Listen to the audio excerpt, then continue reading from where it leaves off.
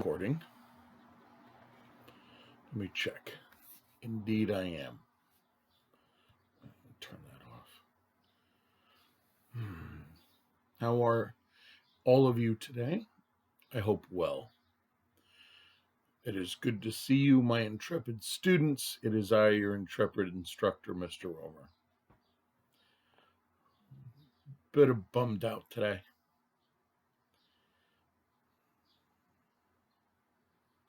There's a lot going on in the world. As you know, probably just a continuation of yesterday's depression. But we managed to get through it, didn't we? Cover some ground in the lecture. Oh, right. Today's date is June 9th, 2020. The time is 10 o'clock. A reading from our scripture, the CDX Automotive Guide. Yesterday I said we were going to cover all-wheel drive. Hold on. I know, right? Mr. Romer, you can't read without your glasses. There we go. Oh, I see everybody. Hello. I see you in the back there. Good. Good morning. Good to see you. Hello. All-wheel drive, a drivetrain arrangement in which all of the wheels drive the vehicle. Sort of. So, all of you who've had class, tell me the difference. You ready? You guys know the question's coming. So get ready to shout out the answer. I know Louis Cologne probably just said it already. What's the difference between all-wheel drive and four-wheel drive? That's right. Center differential. Four-wheel drive has a center diff. Whereas all four wheels on a four-wheel drive vehicle propel the car at an equal rate. Now, that's not locked diffs. That means that power, well, yeah, it does. The center differential splits the power evenly between the front set of wheels and the rear set of wheels. Whereas all-wheel drive, I think the center has a open diff. Like Subarus. Subarus is all-wheel drive.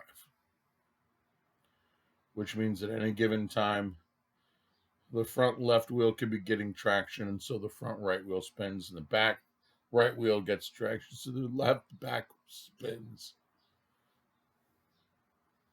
So, all-wheel drive.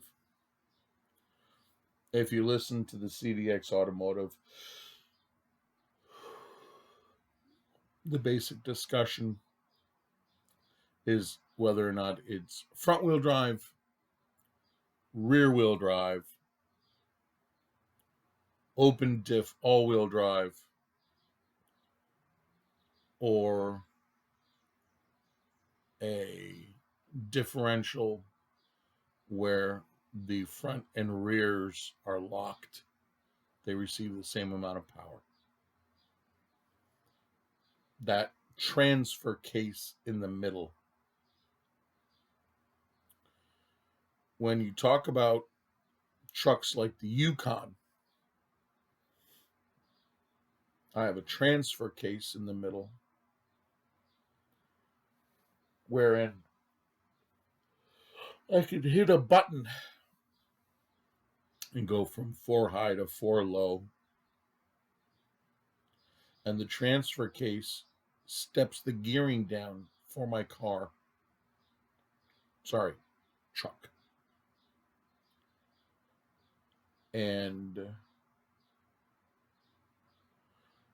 when I step on the gas pedal, no matter whether or not one wheel or three wheels and tires are on ice and one is on gravel or something, gripping, all four tires rotate at the same speed.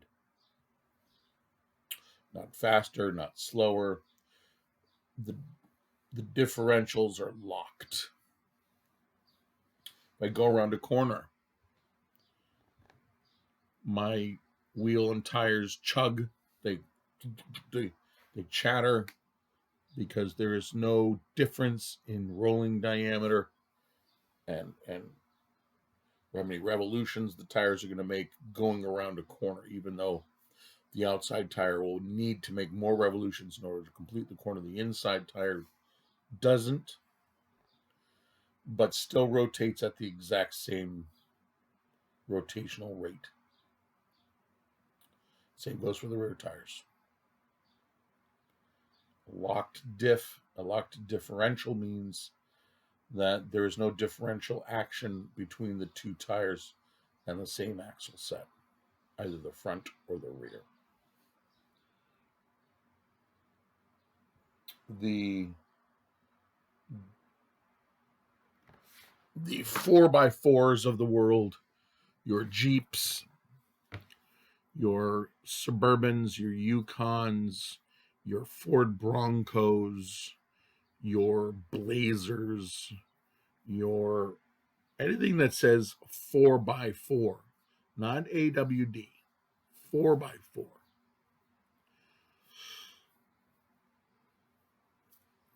The center differential has been locked and the transfer case has been set, wherein the front and rear tires rotate at the exact same rate.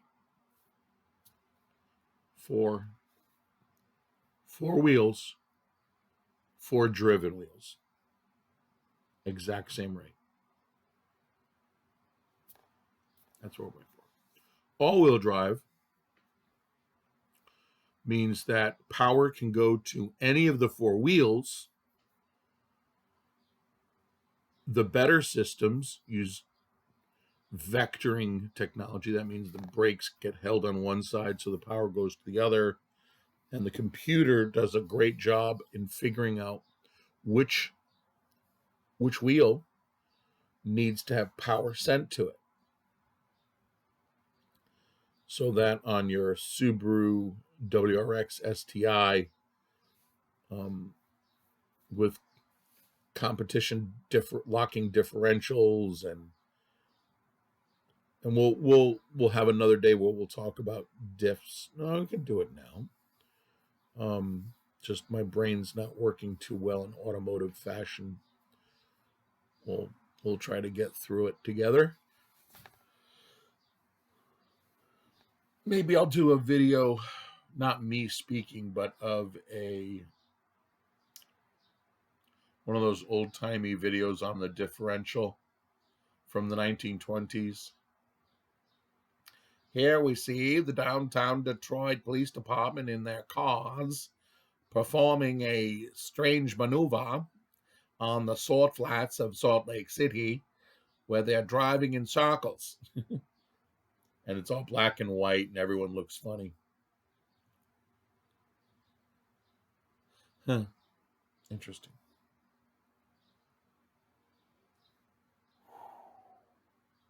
Yeah. So,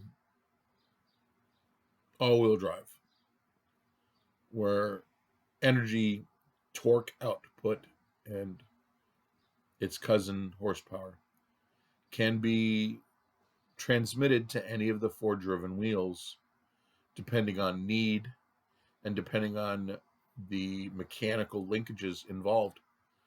3 open diffs means the one wheel that slips going to get all the power, unless you're able to control it using the ABS system that's native to the car as a if the onboard computer knows it has the ability to squeeze the brakes on a tire that's spinning without traction, the power will go to the tire that has traction. Now, if both front wheels have no traction, the computer will grab the brakes on both sides and go, whoa, stop spinning, and send power to the rear wheels through the open diff in the middle. And so then the rear two tires get power. And if one side's spinning because it's on ice, grabs the brakes on that side, leaving the one lone tire on gravel to spin and use the gravel to start driving down the road. Now, what happens if all four tires are on ice?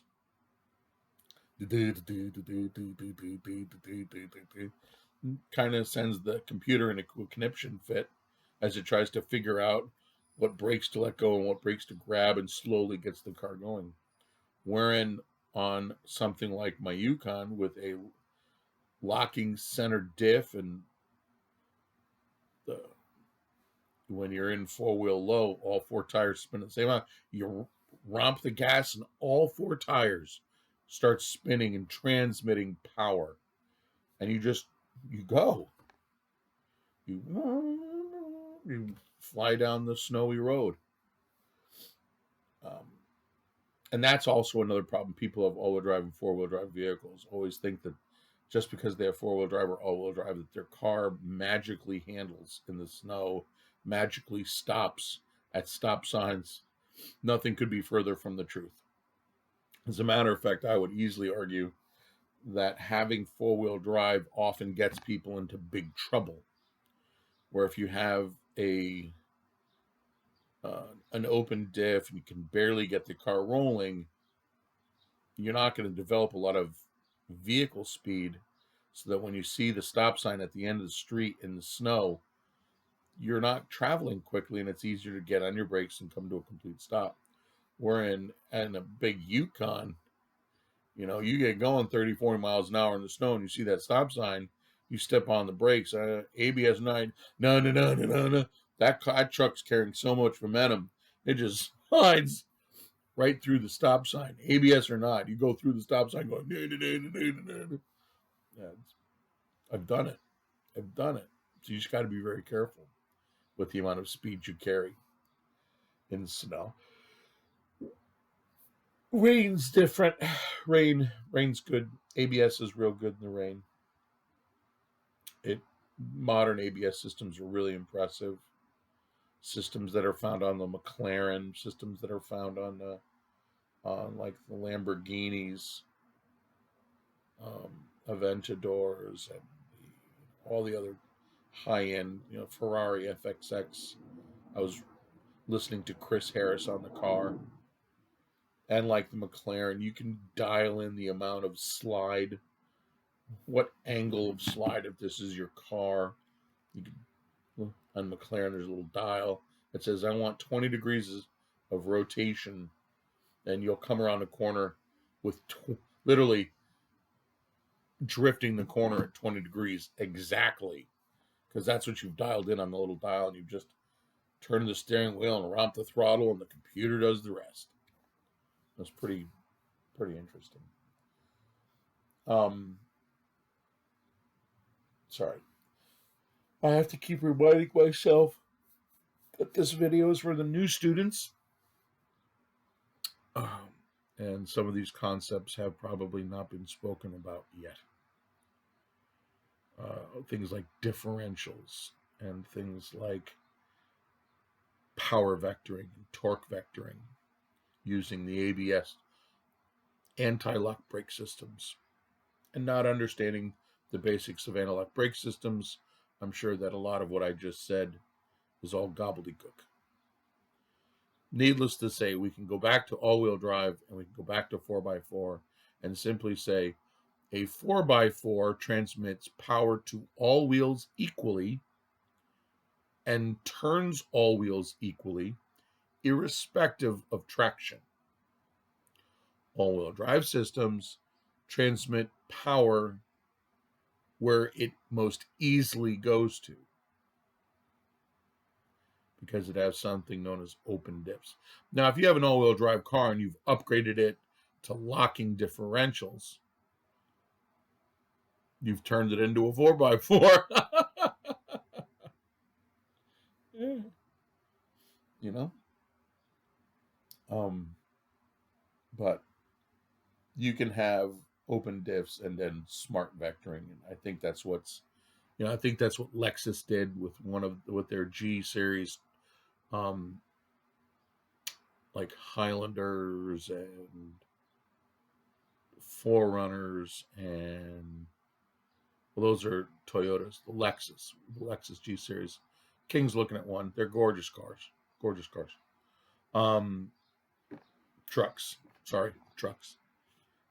Super gorgeous interiors. 4.6 liter motors.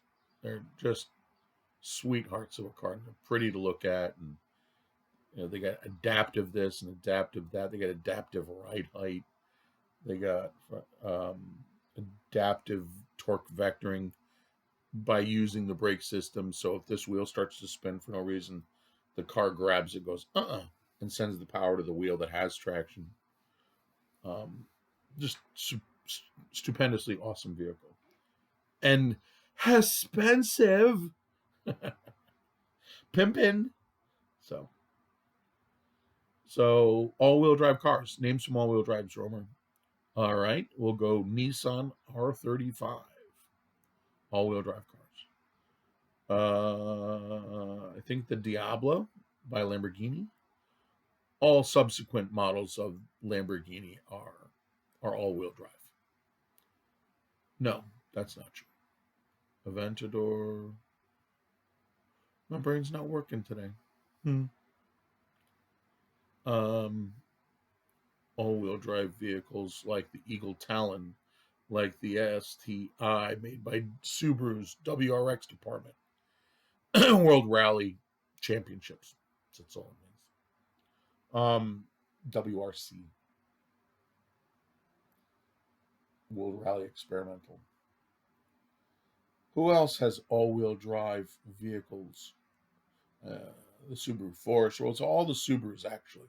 Every Subaru made is an all-wheel drive car. So there's that. I'm trying to think, like, on the rear bumpers, who's got AWD? Mitsubishi came out with a whole bunch of products during the late 90s, early 1000s that were all-wheel drive, like the Spider and the Talon. Well, the Eagle Talon's the sister car. Who else? I can't think. Does Chevy come out with all-wheel drive? Somewhere, but I don't think it's in one of their cars. Toyota, no. Nissan, just the R35, the Skyline series, right? All-wheel drive. Ferrari has a couple, but I forget which. Like the FXX, rear-wheel drive gets the gas. The front wheels are electric, something like that. The new Koenigsegg Gemera, all-wheel drive. That's rear powered by gas, front powered by electric. Super impressive. Ford. What does Ford have? All-wheel drive. Didn't their Fiestas come out all-wheel drive for a hot minute? Oh, I think the Neon SRT was all-wheel drive for a minute. The SRT, I think, was all-wheel drive. I might be wrong, but I think they're right. I think that's a good... You know what? I think I just figured out your homework assignment, everybody. Everybody tell me one all-wheel drive car that they like, even if I've said it. But I want you to start, know about it. Like, tell me what size engine is in it, what transmission it has, what year it was made, and how much horsepower it made. Tell me what color you like, what color do you like it in. And then if it's in a movie or something, reference the movie, or if it's done something, reference that. Like, oh, they had a Pikes Peak edition, that did the Pikes Peak in 14 minutes or whatever. Give me a reason why you really like the all-wheel drive car you picked.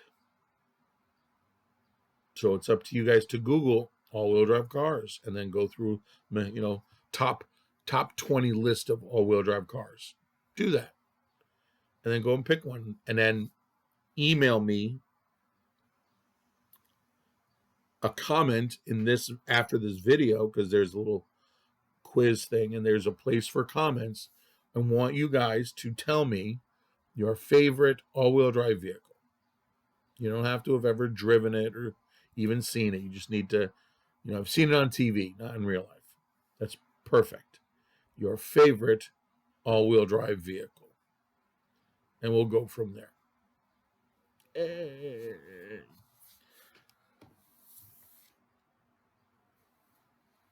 Oh, mentally exhausted. I don't know how you guys do it, to be brutally honest. Like, I finally understand. I remember one time my dad said, I'm exhausted from being exhausted. It's true. I'm exhausted from being exhausted. I know this COVID thing has really, really been a difficult couple of months for everybody. I mean, not horribly difficult, but it's no cakewalk. We're not walking down the street tasting cakes. That's what cakewalk means. It doesn't mean you walk through cake. In Bavaria in the 1800s, a cakewalk meant you would walk from salon to salon tasting the various cakes and pastries and donuts, and it was considered a cake walk, a walk down.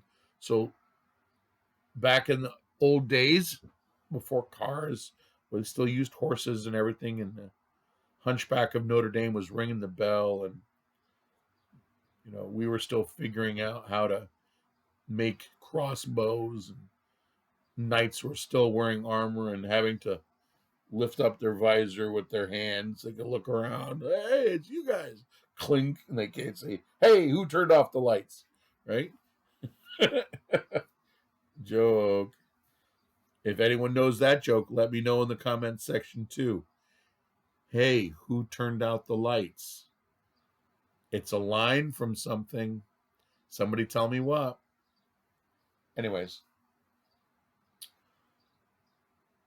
the Burgermeister in Austria would, on any given weekend, like Saturday morning, wake up, put on his finest, and visit the bakers on Baker Street. There would be a street in most towns where all of the bakers lived. And on any given weekend day, and sometimes for celebrations, he would tell the bakers, make your finest pastry. I'm the mayor of the town. It's a weekend celebration. It is the 100th birthday of our town. It's 1803. Everybody make a cake in celebration. And so the local bakers on Baker's Street, usually very close to the waterfront, because they wanted to get the flour off the boats into the bakery as soon as possible, or close to whatever mill was milling the flour from the fields of wheat. And they would make their pastries and cakes. And on that morning, the mayor, the Burgermeister, would get up and he would walk down Baker Street, going from stall to stall and door to door, the baker to baker, and taste their cakes that they've made. And this was called a cakewalk. And that's where we got the term. Yo, is it easy? Man, it was a cakewalk. Meaning all I did was walk down the middle of the road and started eating sweets from every spot. cakewalk.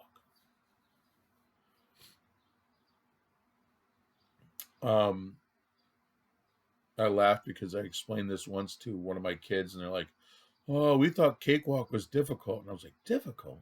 He goes, "Have you ever tried walking with a cake? You're scared you're gonna drop it, and it's terrifying." And I was like, "Oh, Nathaniel, honey." Although that's a funny thought. Cakewalk is tough because you're young and you got, you're clumsy and you're holding a cake and you're terrified that you're gonna and just drop it on everything and then you can't eat it. That's horrifying to a child. Why put a child in that anxiety ridden situation, terrified that they're gonna drop the very thing that they want? Yeah. So the word to describe the history of words is called etymology. The history of something, etymology. And the English language is filled with idioms, which is a way of saying a group of words that have meaning with each other. That's a saying, a specific group of words, a grouping of words. If someone says, are all the things inside of that? You'd say, oh, well, lock, stock, and barrel. What does that mean, lock, stock, and barrel? Well, back in the Civil War, when muskets were being manufactured one by one, there was no assembly line. It was usually a watchmaker or someone who was familiar with watchmaking would create the locking components. And by lock, I don't mean like a lock to lock something up. I meant a key and a watch. So when you want to, so watches used to have to wind up. You had a little key to wind it up, and later on stopwatches, you're able to use a little nub to wind it up. But back in the day, grandfather clocks, you needed a key to wind it up. So the clockwork inside would be wound up with a key, and the gears inside would be called lockworks or clockworks. And when you make an early musket, the trigger set, the falling hammer, and the spring was all part of what was known as a locking mechanism. The wood that held all of these parts together, the barrel, the lockwork, the trigger set, when you purchased a firearm, you didn't want to just purchase a barrel by itself. You didn't want to purchase the locking mechanism all by itself. You wanted to purchase both the lock, the stock, and the barrel. And that's where the saying came from. Whole kit and caboodle. Your kit was your mess kit. It was in a small tin tray. Usually came with a fork, a knife, and a spoon, and a small cup. And they would all be able to be locked together into this. And they could fold it in half, and the little handle had a switch on it. You'd lock it in, and you could put it in your knapsack. And when you wanted to eat something, you pulled it out, opened up the hasp, opened up the two halves of the bowls, and inside was your cup and your silverware, and that was your mess kit. So you could eat. And caboodles were on the backs of a lot of American infantry horses. That was your sleeping bag and blanket and pillow. That's called a caboodle. So when someone says, "Are you guys ready to roll?" You go, "Yeah, we're all set. We got our kit and caboodle." And I got my rifle, lock, stock, and barrel.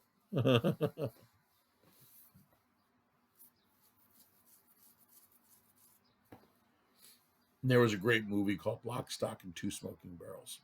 just my brain goes there. It was a funny movie. It's English movie. It was a lot of fun. I love English movies because I love the humor. I love hearing the English accents. They talk funny over there. They talk like they take letters out of our words, and I give strange, strange inflections on the words we use. Right? In it. Oh, is it Tuesday? This it sounds like they're saying Chewsday. Tuesday. It's Monday, Tuesday, Wednesday, Thursday, Fursday, Thursday, Friday, Saturday, and Sunday. It's the Lord's Day. Right, go on now. There was a great meme TikTok recently where American people pronounce English words, and there's this one girl who was hilarious. And there's cussing, so I can't cuss, but I'll say, "Are you stupid?" And I laughed just how English people say the word stupid. SHTOOPIT.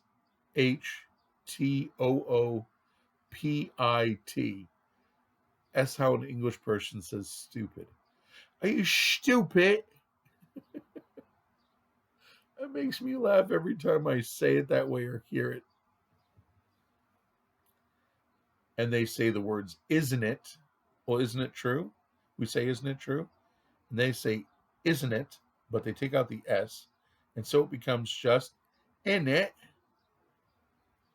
Oh, imagine I sound like Hagrid, isn't it? Oh, but I got Harry Potter here on Thursday. All right, I got to get him to see Dumbledore. Anyways. And it was a little bit of I enjoyed the Harry Potter series. Harry Potter series, especially Hagrid. Hagrid was just I loved that character. Just an amazing character of someone he was written as simple-minded, but complex because of his love and caring for not just the students at Hogwarts, but for the magical creatures in his care. And he recognized the importance of the various creatures that lived on the grounds of Hogwarts. And the fact that he was, without a doubt, one of Dumbledore's strongest and staunchest allies. He knew from early on, and we find because we watched the films of Strange and Dangerous Creatures and Where to Find Them with Grindelwald and all that, just how awesome Dumbledore is because of where Dumbledore came from. And the fact that Dumbledore was willing to sacrifice himself for everything, as well as Severus Snape. And Severus, had his own issues, but in the end, he just loved Lily so much that he did the right thing. Interesting. I don't want to talk about Harry Potter right now, but it's Tuesday, isn't it? It's Tuesday. Okay. It is. It's Tuesday. It's the 9th of June, 2020. I wonder if I have to do the rest of this in an English accent. So this is an English accent that's from, my name's Michael Caine. I'm from Cockney. I talk like this on the streets, not in London, no. Outside of London, in Worcester County, in all areas around London, not proper. That's a proper there accent. Proper accent. I love that. That's brilliant, right? That's a street Londoner. My dear sir, my good sirs, I'm properly educated within the British school system. I'm a professor of all things English. And that's high English, or proletariat English, right? Bougie. I love guys call it bougie. Bougie English, bourgeois. Bougie is short for bourgeois, which is French for the ruling class. Know what you're talking about. Bougie.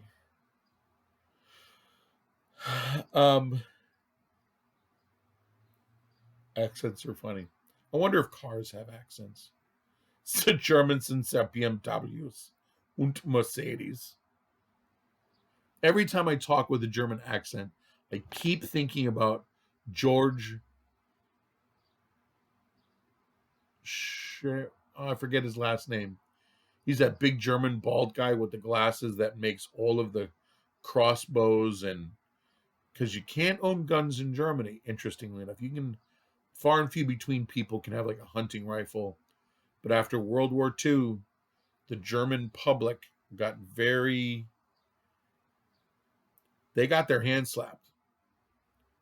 The Germans went from being tens of millions populous, hundreds of millions, maybe, no, tens of millions,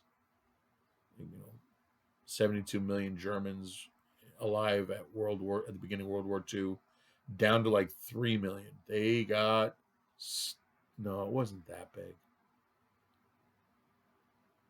I just know they got stuffed. Man, they got hammered. A lot of Germans died in the war. A lot of cities got bombed. A lot of people died. Not millions. Hundreds of thousands. So, but it was still a great reduction of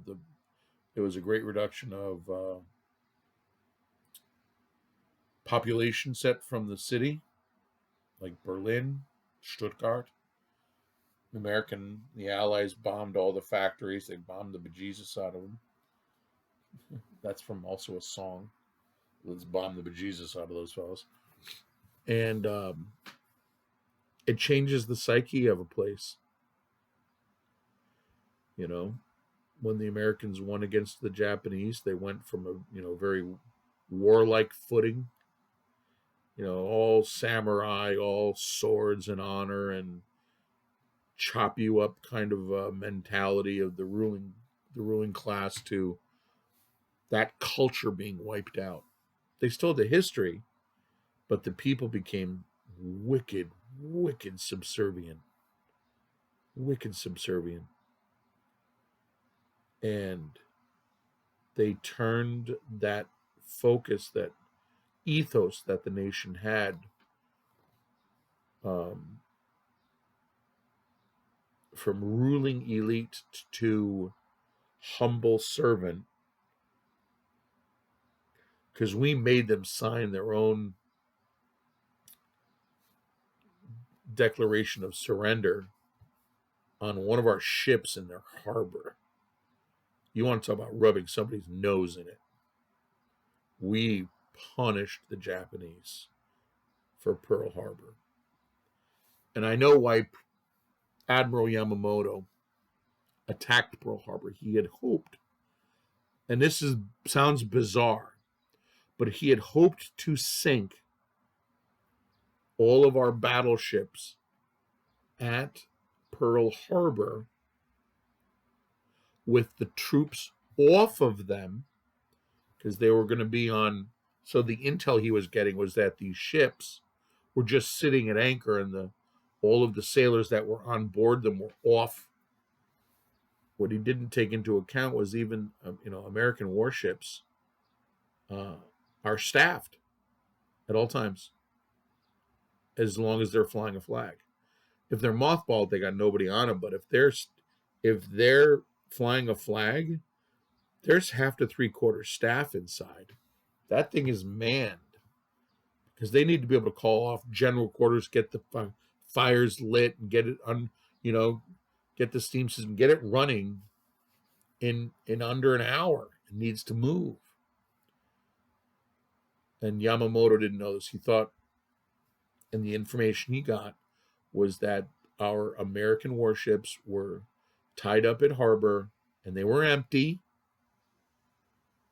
and are minimally staffed, and that he thought that if the American Navy was decimated, so that he took away all our toys, but he didn't kill a bunch of Americans. He didn't kill a bunch of us. That we would take it as oh, that preemptive strike really removed our ability to have troops rolling around in the Pacific theater, and it would take a long time for us to make a new battleship, at least 2 years, at which point Japan would have secured dominance in the Pacific Ocean, and the Japanese Navy would be able to keep America from joining an offensive which would attack the Japanese mainland. And it would basically just keep the American Navy to our western coastline. And if Japanese had to, they would bring their fleets of ships up to the western coastline, and we'd be defending America on our soil, and we would be on our heels. We wouldn't be in a aggressive stance. We would just be trying to be busy protecting our coast. And that would allow the Axis powers the ability to transport oil and fuel around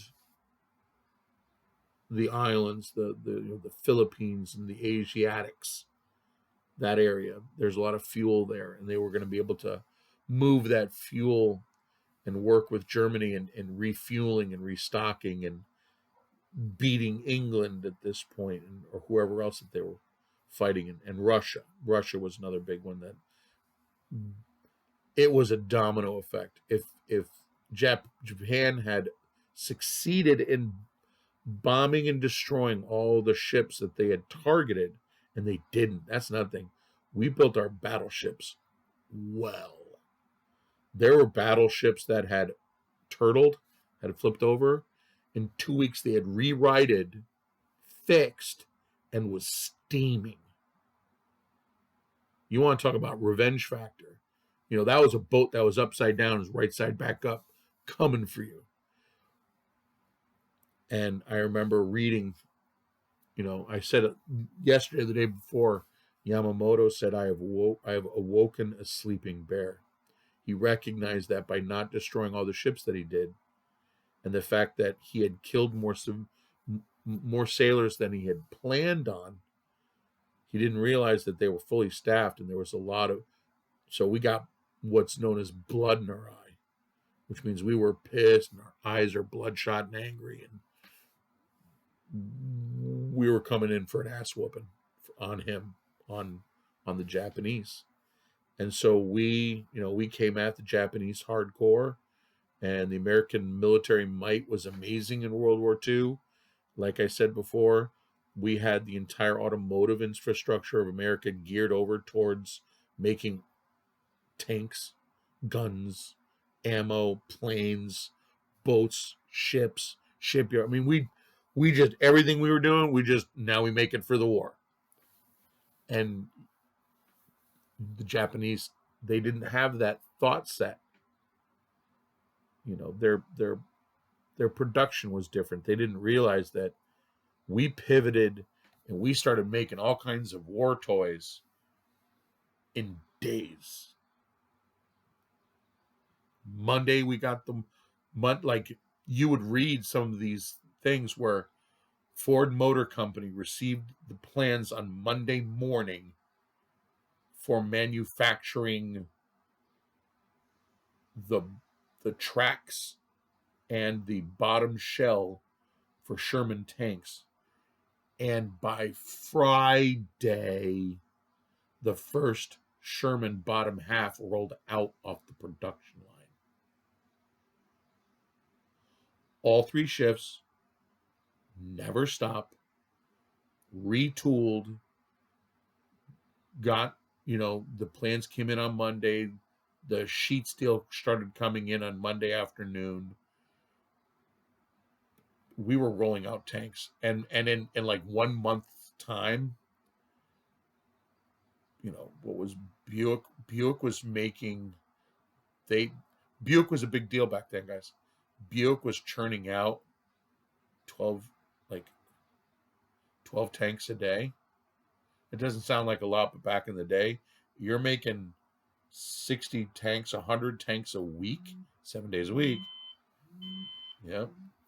7 days a week, you're churning out 100 tanks a week. That's 400 tanks a month. Damn.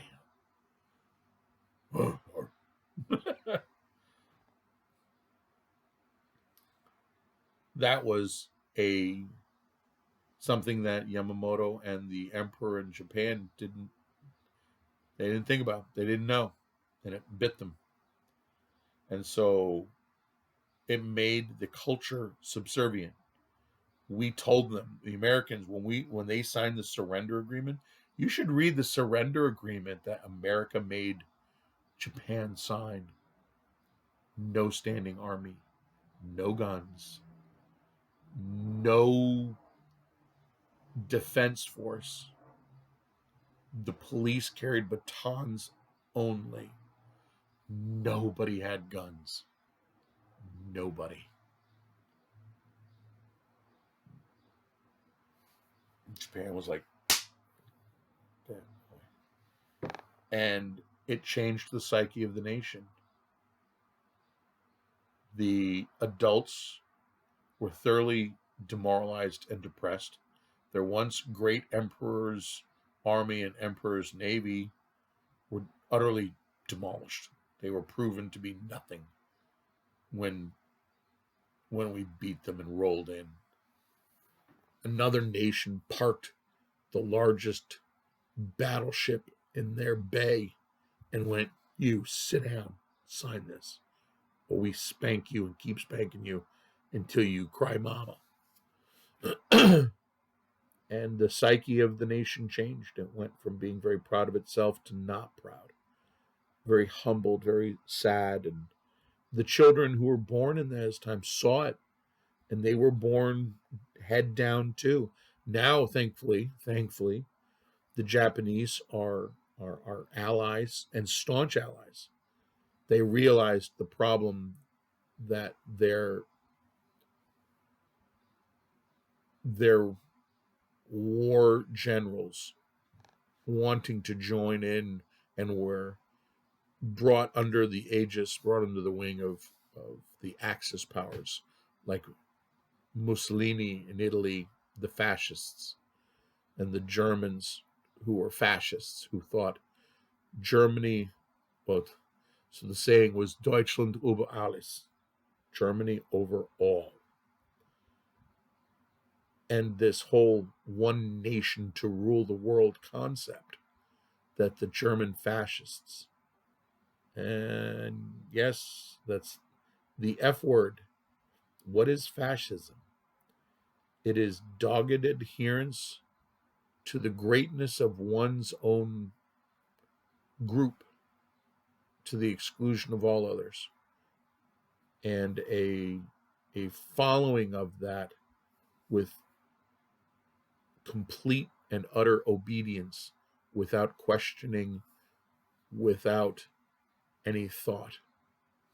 And people go, "What's wrong with fascism? What's wrong with fascism?" And great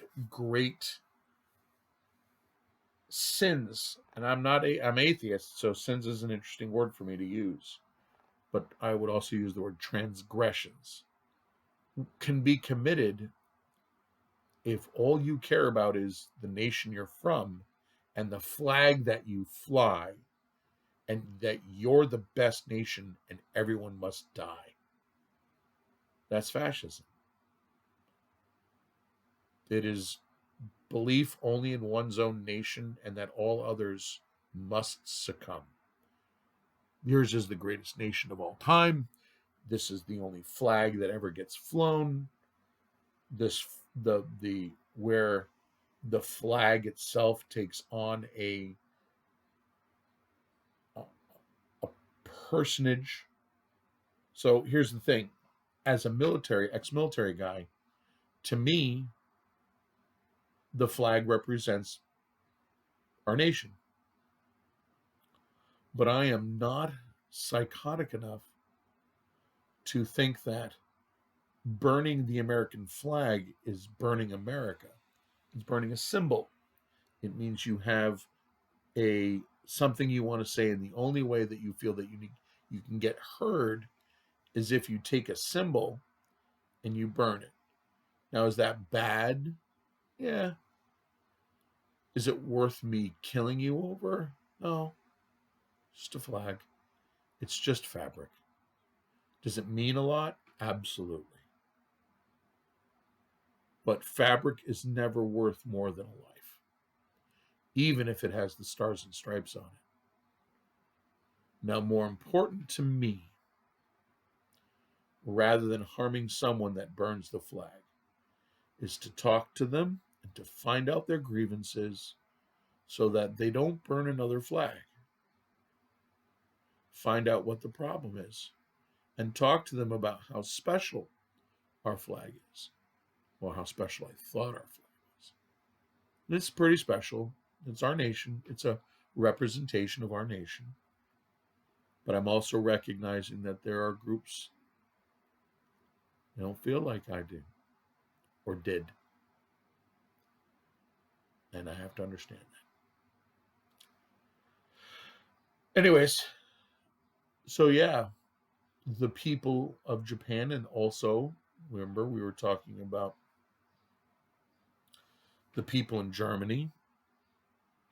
They also got decimated. We wiped out cities over there. Blanket bombing. I don't know if you guys have ever heard of that.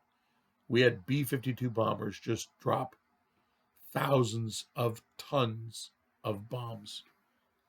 Unguided, just bomb after bomb, dropping and dropping and dropping. And the plane would fly forward, the bombs would drop out the bottom, and it would blanket towns and cities and just destroy everything and kill people and civilians and military alike. It didn't matter. It was just bombing the factories so that Germany couldn't manufacture more tanks and planes and stuff to come fight us.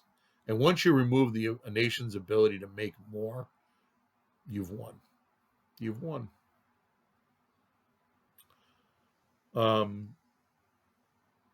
Yeah, the Germans were another group that definitely, we told when we won the war, the Germans were not allowed to own guns. They were not allowed to have firearms. They had no standing army. And then half of Germany went to the Soviet Union. Russia said, no, we're going to take this part. We'll take care of it. And we were like, well, okay. You're a partner. Have fun, Russia. And then Russia went Soviet. Hardcore Soviet. Communism. I think they were beginning communism then. It wasn't communism capital C. It was communism little c. And it was Russia still, Mother Russia. But then it became communist. Soviet Socialist Republic. It was crazy. And on one side of Germany, they had the Western Germany became part of the Soviet bloc, and Western Germany became part of Europe. And there was a wall in Germany, the German Wall, cut right through neighborhoods, right through buildings. They demolished buildings to make the wall. Oh, it was crazy. Crazy, crazy, crazy. Anyways. And so that is why Jorge Sprave makes, because you could have crossbows, you could have bows to hunt food, and he made videos where his opening line was, "Hello, welcome to my channel. We have crossbows and bows. Here, this is the new micro crossbow. Here, let me show you its features." And that was his video. That's his shtick. Let me show you its features. That's his shtick, showing you the crossbows and he has them too, that they're auto, like a machine gun crossbow, and shoots crossbows. He engineered a stack, like if you took two rulers this close, 4 rulers, and you just had a stack of pencils. Well, a pencil is a bolt, which is the arrow for crossbows. And he basically had a stack, a magazine for pencil bolts, because he would use pencils as bolts. And he figured out a way to use the rubber bands for the arms and it would shoot over and over again. His first ones had like a lever bar that would charge it. Then he used a drill gun as the rotating mechanism to recharge the gun and let go. Oh, it's hilarious. For those of you guys who think that crossbows are cool, why don't you go give the Crossbow Channel a look, and you'll see George Spav, big bald drumming man with the glasses, and he's here to teach you. And he talks like Arnold Schwarzenegger's cousin, and I love it. Yeah. We went way off topic today, didn't we? That's okay. All-wheel drive. What if cars had accents? It'd be funny, because I like the movie Cars. I think Cars is one of the best trilogies out there. I love it. Just so many good lessons for children and adults, people. As a matter of fact, Michael Caine was Agent whatever Car in Cars 2, which was 2 was a little iffy as a Cars movie. 3 was great. 1 was fantastic. But yeah. So that's where that came from. And I love Mater. Larry the Cable Guy is the tow truck Mater. I could do his voice, but right now my throat's not operative. Okay, so today we learned about all-wheel drive. We learned about four-wheel drive, 4x4s, and all-wheel drive. Right? The difference is the center diff.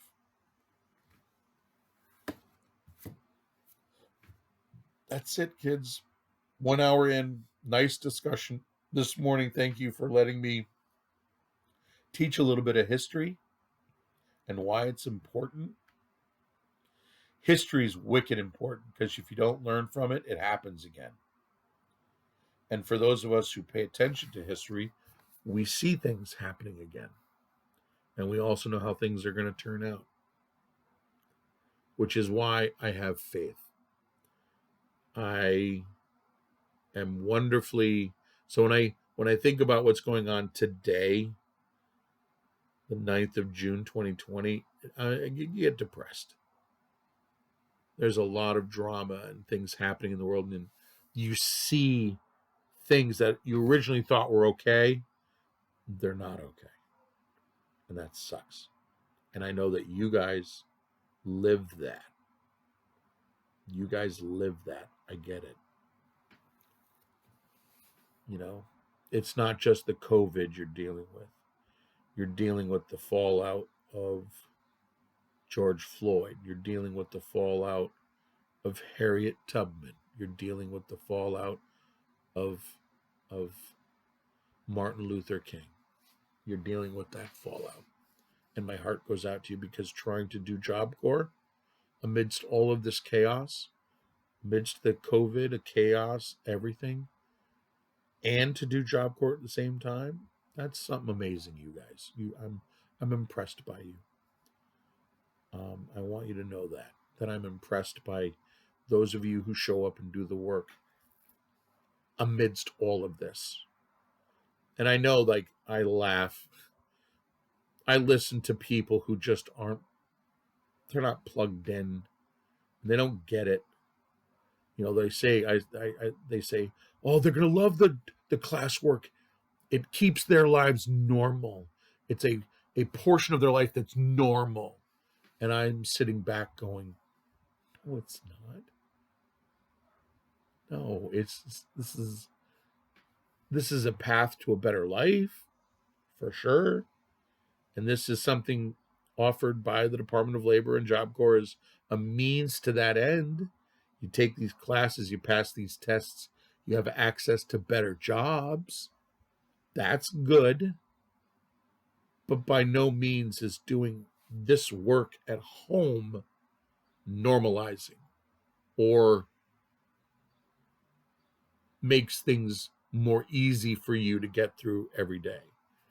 I would probably say, no, this is kind of, maybe they're bored. They're going to want to do some stuff. That's fine.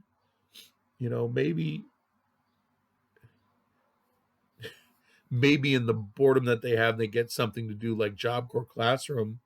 It provides them a focus away from what's going on. But by no means is this oh, thank God I get to do classwork and not deal with the outside world. No, you guys live in the outside world. I what did I say to some guy one time in East Longmeadow? It was at a march, and obviously not marching with.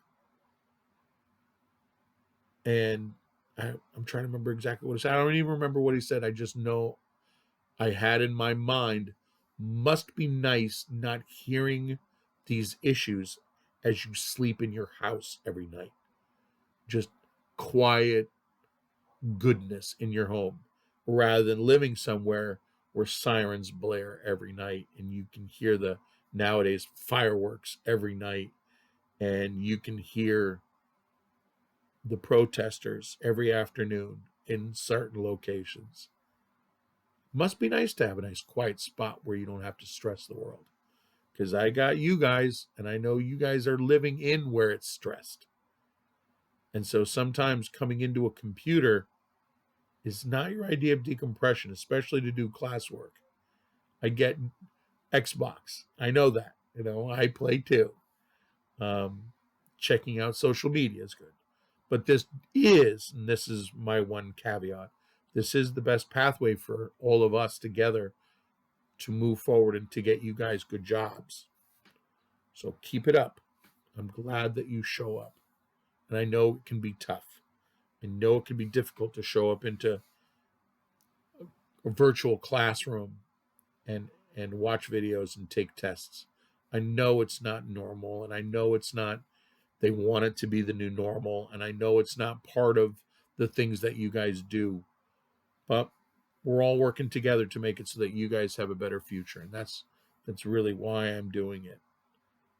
And why I'm continuing to work within this mode, Anyways. Hopefully I'll be seeing you guys soon. God, that'll be a fantastic day. Everybody's going to get a bear hug from Uncle Romer. You guys are fantastic. All right. I'll talk to you guys later.